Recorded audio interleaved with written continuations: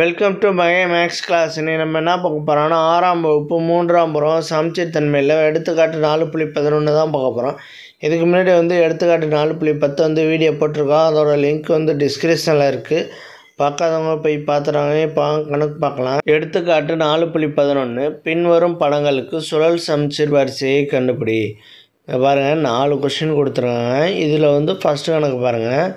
First கணக்கில் ஒரு button கொடுத்துருக்காங்க. ஒரு பட்டனில் எத்தனை துளை இருக்குது? 4 துளை இருக்குது. அப்போ 4 விதமான வழிகளில் சமச்சீர் வரிசையை வைக்கலாம். அடுத்து 2வது கணக்கு பாருங்கள்.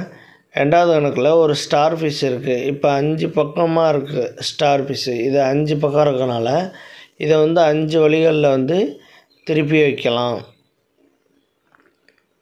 இப்போ இந்த ஸ்கேல் பாருங்கள். ஸ்கேல் ஹரிசாண்டலாக வைக்கலாம், வெர்டிக்கலாக வைக்கலாம். 2 விதத்தில் தான் வைக்கலாம். ஓகேவா?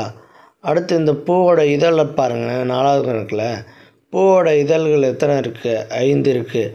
இதை 1 2 3 4 5ன்னு வச்சுக்கிட்டு 5 விதமாக நம்ம இந்த பூ சமச்சீர் வரிசை 5 இருக்குது. சுழல் சமச்சீர் வரிசை 5.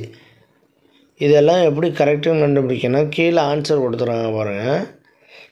ஃபஸ்ட்டு கணக்கு எவ்வளோ கொடுத்துறாங்க? 4. நம்ம கண்டுபிடிச்ச ரைட்டு. அதே மாதிரி 5வது கணக்குக்கு பாருங்கள். 2வது கணக்குக்கு 5. அடுத்ததுக்கு பாருங்கள் 2. அடுத்ததுக்கு 5.